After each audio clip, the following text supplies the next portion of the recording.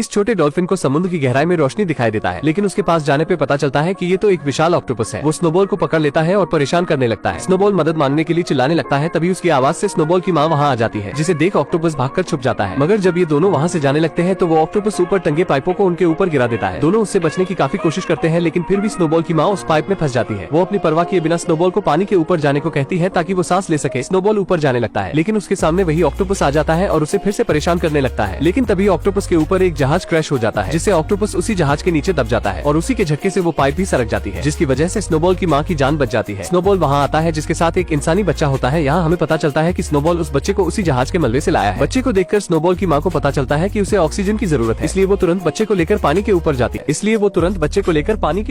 है। इसके बाद हम समुद्र के कई क्रीचर्स को देखते हैं और इन सभी का एक कछुआ सरदार होता है। सरदार को उस बच्चे की मासूमियत देखकर उसे समुद्र में रहने की इजाजत दे देता है। इसके बाद स्नोबॉल की माँ उस बच्चे का नाम लुकस रखती है। समय बीतता है और हम स्नोबॉल और लुकस को देखते हैं, जो अब बड़े हो चुके हैं और वो हमेशा हंसी खुशी खेलते रहते हैं। लेकिन एक दिन स्नोबॉल लुकस को उसकी सच्चाई बता देता है कि वो उसे जहाज के मलबे में मिला था और ये भी कहता है कि तुम डॉल्फिन नहीं हो और न ही कोई क्रिएचर, तुम तो बस एक इंसान के बच्चे हो। ये बात सुनकर लुकस उससे और भी सवाल पूछने लगता है और कहता है तो मुझे उसी जहाज के मलबे के पास ले चलो। लुकस के काफी जिद करने पर स्नोबॉल उसकी बात मान जाता है और दोनों वहाँ पहुँच जाते हैं। लुकस जहाज के मलबे के अंदर जाने के लिए उसका दरवाजा खोलता है और दोनों अंदर चले जाते हैं, लेकिन दोनों इस बात से अनजान थे कि इनकी इस गलती की वजह से सालों पहले कैद हुआ ऑक्टोपस मलबे से बाहर निकल जाएगा और इन्हें पता भी नहीं चलता। तभी लुकस को एक लॉकेट मिलती है। लुकस उसमें लगी फोटो को अपनी माँ मानकर उसे रख लेता है और वहीं इन्हें ढेर सारे चमकते हुए प्लांटिस मिलते हैं, जिसे खाने के बाद दोनों अपना होश खो बैठते हैं और खुशी से खेलने लगते हैं। लेकिन स्नोबॉल की माँ को ये बात पता चल जाती है कि स्नोबॉल लुकस को सारी सच्चाई बता चुका है और ये दोनों जहाज के मलबे में भी गए थे। लेकिन लुकस स्नोबॉल की माँ से गुस्सा हो जाता है क्योंकि उन्होंने उससे ये बात छिपाई थी। इसलिए लुकस को लगता है कि उसकी असली माँ उसे जहाज के मलबे में मिल सकती है और लुकस स्नोबॉल के साथ वहाँ पहुँच जाता है। लेकिन तभी वहाँ स्नोबॉल की माँ आ जाती है, जो उन्हें वहीं रुकने को कहती है और खुद की जान खतरे में डालकर मलबे के अंदर लुकस की माँ को ढूंढने चली जाती है। लेकिन तभी इसका फायदा उठाकर वो ऑक्टोपस स्नोबॉल की माँ को उसी मलबे में कैद कर देता है। ये दोनों अपनी माँ को बचाने की बहुत कोशिश करते हैं, लेकिन लुकस को ऑक्सीजन की कमी होने लगती है। इसलिए स्नोबॉल की माँ स्नोबॉल को उसे ऊपर ले जाने को कहती है ताकि उसे ऑक्सीजन मिल सके। स्नोबॉल ऐसा ही करता है और कठिनाइयों का सामना करते हुए लुकस को बचा लेता है। इसके बाद ये दोनों अपने कबीले के सरदार के पास जाते हैं और उन्हें सारी बात बताते हैं, लेकिन उन्हें लगता था कि वो तो सालों पहले ही मर चुका है। तभी वहाँ वो ऑक्टोपस आ जाता है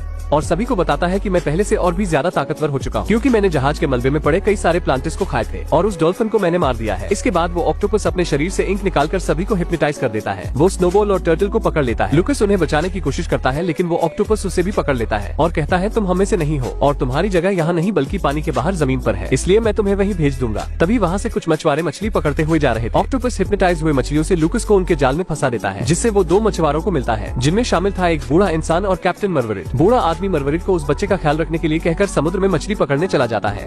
कुछ देर बाद जब लुकस की आंख खुलती है तो वो अपने आप को जमीन पर पाता है, इसलिए वो चुपके से वहाँ से समुद्र में भागने लगता है, लेकिन मरवरिट उसे देख लेता है और पकड़ लेता है। लुकस किसी भी तरह वहाँ से निकलकर समुद्र के किनारे आता है, लेकिन वो वहाँ कई सारे डॉल्फिन्स को देखता है, जो उसी कमीने ऑक्टोपस की वजह से यहाँ फंस चुके थे, जिसमें स्नोबॉल भी शामिल होता है। वो दोनों अपनी माँ के गुजर जाने के दुख से रोने लगते हैं। मरवरिट लुकस को डॉल्फिन से बात करते हुए देखकर घबरा जाता है और जब लुकस स्नोबॉल को समुद्र में ले जाने की कोशिश कर रहा था तो उसे देख मरवरिट भी लुकस के साथ स्नोबॉल की मदद करता है और दोनों स्नोबॉल को समुद्र तक छोड़ देते हैं। इसके बाद मरवरिट लुकस को वही लॉकेट दिखाकर कहता है कि मैं तुम्हारी माँ को जानता हूँ और मैं तुम्हें वहाँ लेकर जा सकता हूँ। मरवरिट की ये बातें सुनकर लुकस मान जाता है और स्नोबॉल को अकेला ही समुद्र में भेज देता है। दूसरे दिन जब लुकस सो रहा था तो मरवरिट उसे एक कमरे में बंद करके वहाँ के सबसे अमीर मछुआरे के पास जाता है और उसे बताता है कि मेरे पास एक ऐसा लड़का है जो मछलियों से बात भी कर सकता है और पानी में भी देर तक रह सकता है। ये सुनकर वहाँ के सभी मछुआरे उसका मजाक बनाने लगते हैं। अमीर मछुआरा उससे कहता है अगर ऐसी बात है तो वो पानी में सबसे तेज तैरता भी होगा और अगर तुम्हें अपनी बात को सच्चा साबित करना है तो उस बच्चे को हमारी रखी गई शी सेल हंटिंग कंपटीशन में शामिल करना होगा। मरवरिट उसकी शर्त मान जाता है।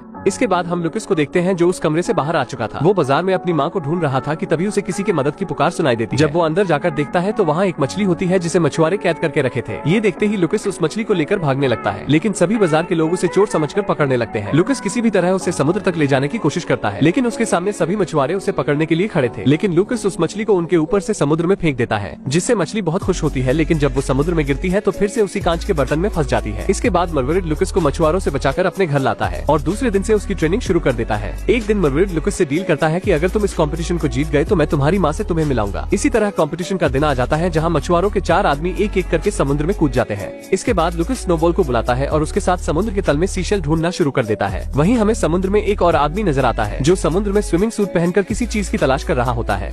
और उसे लुकस का वो लॉकेट मिल जाता है। वहीं मछुआरों के चारों आदमी फटाफट ढेर सारे सीशेल ढूंढ लेते हैं और जब सीशेल को गिना जाता है तो लुकस उनकी बराबरी नहीं कर पाता क्योंकि वो बहुत ही कम सीशेल ला पाया था, जिस वजह से मरवीड ये शर्त हार जाता है और शर्त के अनुसार उसे मछुआरे के नाव पर काम करना पड़ेगा। लेकिन उनके जाने के बाद मरवीड को पता चलता है कि लुकस द्वारा पाए गए सभी सीशेल में कीमती मोती हैं। ये देखकर मरवीड खुशी से झूम उठता है क्योंकि इन मोतियों से वो करोड़पति बन सकता है। लेकिन तभी वहाँ एक हुक आकर उनके नाव पर फंसता है, इसलिए मरवीड मोतियों को बचाने के लिए उन्हें निगल जाता है। उतने में एक लकड़ी आकर उसके सर में लगती है जिस वजह से वो बेहोश हो जाता है और आँख खुलने पर मरवीड और लुकस खुद को बड़ी जहाज पर पाते हैं जहाँ उन्हें 3 महिलाएं दिखती हैं। वो मरवीड को डराकर उन मोतियों के बारे में पूछती हैं, लेकिन उन्हें पता चलता है कि मरवीड मोतियों को निगल चुका है, इसलिए वो दोनों को लेकर एक आइसलैंड पर जाते हैं जहाँ उनकी रानी रहा करती है, जो कि एक बूढ़ी औरत है और वो एक गुफा में जादुई सूप तैयार कर रही थी, इसलिए उन्हें उन मोतियों की जरूरत थी जो मरवीड निगल चुका है। लेकिन वो मरवीड को देखते ही पहचान जाती है क्योंकि 10 साल पहले मरवीड एक औरत को इस बुढ़िया के पास लाया था। असल में जो प्लेन सालों पहले क्रैश हुआ था उसमें लुकस और उसकी माँ भी थी। मरवीड किसी तरह लुकस की माँ को तो बचा लेता है, लेकिन बाकियों का कुछ पता भी नहीं चला और तब से वो बूढ़ी औरत लुकस की माँ का ख्याल रखती थी। लेकिन इतने वर्षों बाद भी लुकस की माँ के हालत में कोई सुधार नहीं आया था। वो सभी ये सोच ही रहे थे कि उन्हें क्या करना चाहिए। इतने में वही बूढ़ा व्यक्ति वहाँ आ जाता है जिसने लुकस का वो लॉकेट पाया था। वो उन्हें कहता है कि जो प्लेन क्रैश हुआ था उसमें एक केमिकल भी था और सिर्फ वही केमिकल लुकस की माँ को ठीक कर सकता है, लेकिन उसे वहाँ से केवल लुकस और उसका डॉल्फिन ही ला सकता है। लुकस ये सुनते ही अपनी माँ के लिए वो केमिकल लाने के लिए तैयार हो जाता है और रात में जब सब सो रहे थे तो लुकस उस बूढ़े आदमी के साथ समुद्र में उस केमिकल को लाने के लिए निकल जाता है। समुद्र के अंदर जाने पर लुकस को पता चलता है कि उस कमीने ऑक्टोपस के इंक के कारण पूरे समुद्र के जीव धीरे धीरे उस ऑक्टोपस के गुलाम बनते जा रहे हैं। लुकस किसी भी तरह उस ऑक्टोपस से छिपते हुए उस जहाज के मलबे तक पहुंच जाता है और उस केमिकल को ढूंढकर उस बूढ़े मछुआरे को दे देता है। लेकिन केमिकल को पाते ही वो मछुआरा लुकस को अपनी असलियत बताता है कि वो कई सालों पहले से इस केमिकल की तलाश कर रहा था और वो लुकस के परिवार के साथ उस केमिकल को तैयार किया था जो किसी भी जीव को बहुत ही शक्तिशाली बना सकता है और इसी कारण तुम्हारे पिता की मौत हो गई, जिससे लुकस की माँ समझ गई कि ये इंसानों के लिए कितना खतरनाक हो सकता है और ये किसी गलत हाथों में ना पड़ने पाए। लेकिन ये बूढ़ा इंसान उस केमिकल से खुद को पावरफुल बनाना चाहता था, इसलिए लुकस की माँ किसी भी तरह प्लेन से निकल जाती, लेकिन ये बूढ़ा इंसान उस प्लेन को ही क्रैश करवा दिया था। इसकी बातें सुनकर लुकस उस पर गुस्सा होता है और उसे मारने के लिए आगे बढ़ता है, लेकिन वो बूढ़ा इंसान उस केमिकल को समुद्र में डाल देता है और उसे वो कमीना ऑक्टोपस पी लेता है, जिससे वो बड़ा और खतरनाक हो जाता है। इसलिए वो उस मछुआरे का पालतू बन जाता है। वो लुकस को मारने के लिए उस पर गोली चलाता है, लेकिन तभी स्नोबॉल वहाँ आ जाता है और लुकस को बचाकर समुद्र के किनारे लाता है। लेकिन जल्द ही स्नोबॉल भी हिप्नोटाइज हो जाएगा क्योंकि उसके अंदर इतनी क्षमता नहीं है कि वो उस इंक से बच सके। ये सुनते ही वो बूढ़ी औरत उसी जादुई सूप को मंगवाती है और उसे स्नोबॉल को पिलाती है, जिससे वो बिल्कुल ठीक कर देती है। और अब तक वो ऑक्टोपस पूरे समुद्र में अपना इंक फैला चुका था और इसे खत्म करने के लिए ये लोग ढेर सारे जादुई दवा को समुद्र में डाल देते हैं। इसके बाद लुकस और स्नोबॉल उस ऑक्टोपस से लड़ने के लिए समुद्र में चले जाते हैं और कुछ बचे हुए डॉल्फिन्स भी इनका साथ देने के लिए आ जाते हैं, जिन्हें वो टर्टल लाया होता है।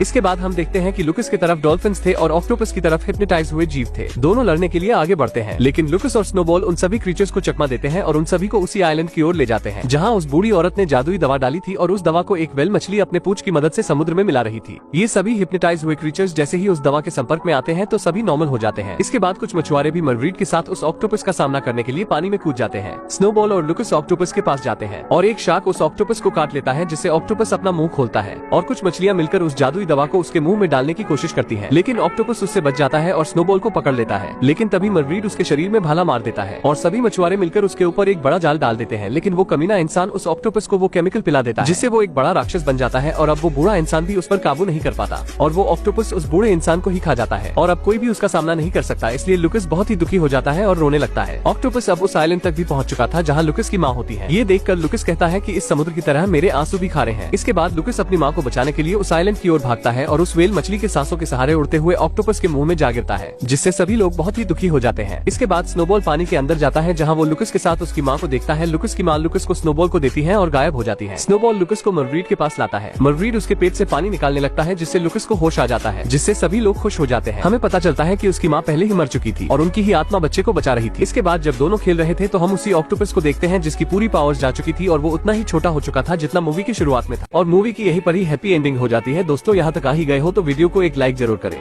और भी ऐसी ही मूवी एक्सप्लेन वीडियो देखने के लिए चैनल को भी जरूर सब्सक्राइब करें। हम मिलेंगे आपसे बहुत ही जल्द ऐसी ही धमाकेदार वीडियो में। तब तक के लिए गुड बाय।